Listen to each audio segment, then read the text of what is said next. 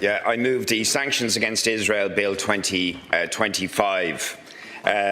This bill, in line with our moral obligations but also our legal obligations under the Genocide Convention, international conventions on apartheid, international law, is calling for a complete boycott of all economic relations with the State of Israel for the crimes of apartheid, ethnic cleansing, genocide and the ongoing persecution and oppression of the Palestinian people.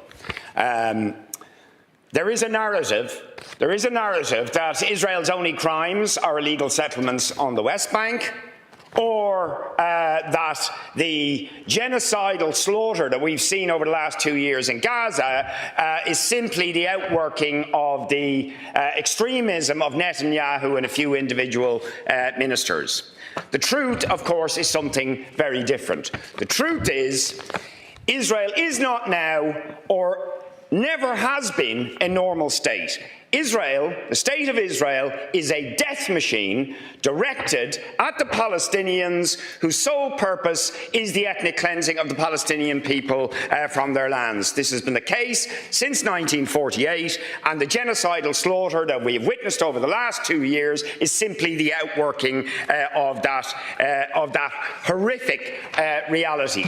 And it is the failure of the world to acknowledge, and the international community, including our own government, the EU, other governments, to acknowledge the genocidal nature of the Israeli regime and the fact that it is based on apartheid and ethnic cleansing, the continued extension of political cover, arms, economic support, favoured trade status that has actually emboldened Israel to commit the genocidal crimes of the last 2 years.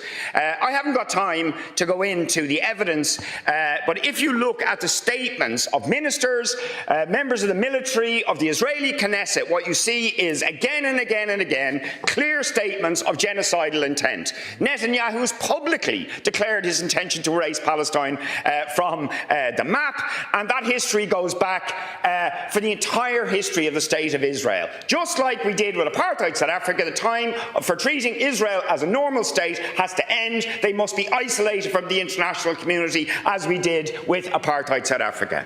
Thank you, Murphy. Thanks. We're introducing this bill today because the government has failed to put its money where its mouth is. On Palestine, on Gaza, it's all talk and no action. Sanctions by Ireland on Israel would make a real difference because, shamefully, Ireland is now the world's second largest importer of Israeli goods.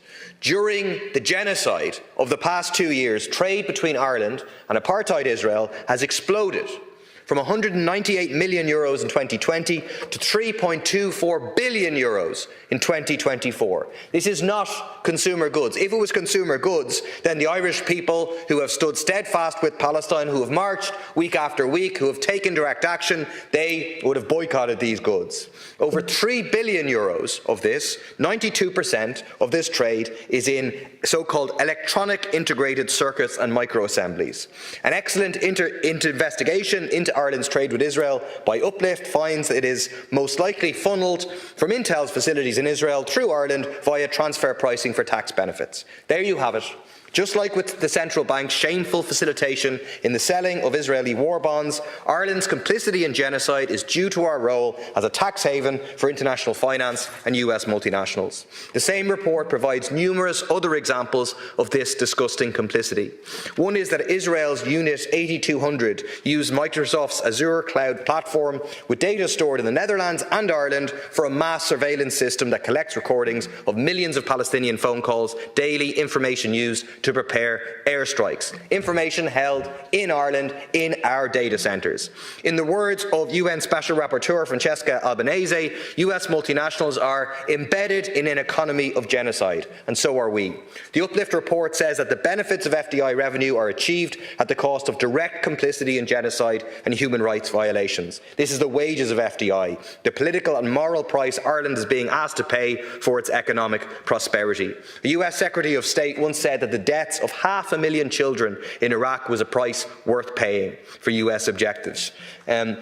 Our government is making the same genocidal choice. By refusing to implement sanctions on Israel, it's deciding for all of us that the price is worth it. It's selling our souls for US investment. This bill would put an end to that by imposing comprehensive sanctions on the State of Israel. It's the minimum we should be doing under the Genocide Convention, and it should be done now. Minister, is the bill being opposed? Not opposing. So the motion for leave to introduce is agreed. I would ask one of the deputies to move that the second stage be taken in private members' time. Is that agreed? I move. Yeah. Agreed. So now move to Sus.